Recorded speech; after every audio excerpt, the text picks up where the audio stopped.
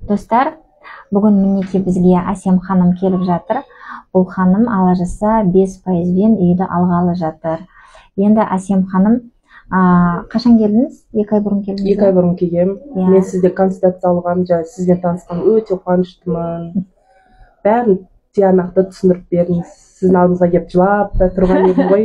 Не істесем болады, мен үй алуым керекпін деп сізге. Маған сіз сияқты маған ешкім түсіндірмеді деп. Ешкім түсіндіре алмады. Бәріне барам, бетімді қайта жібереді. Сосын бұл кісі отырғызып алып түсіндірді. Ол кезде мен ойлағам, бұл кісі 15 миллионның үйін алуға болады деді, 5%-бен. Я деп кеткем. Ал қазір бұл кісі түсіндірген сайын менің талғамым 30 миллионға көтерілді.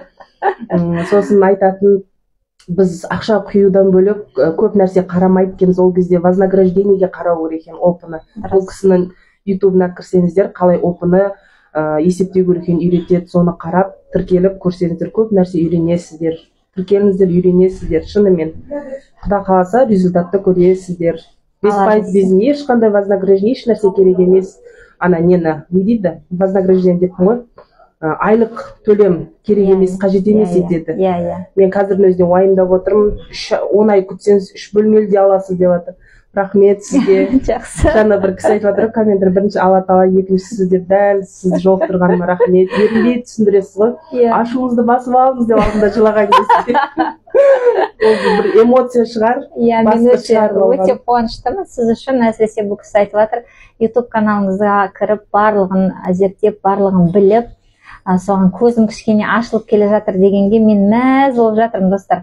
Осылай білімді болып, көзіңізді ашып, ең тиімді пайыздармен 5%-бен ала жаса бұл кісі ипотеканы рәсімдейді.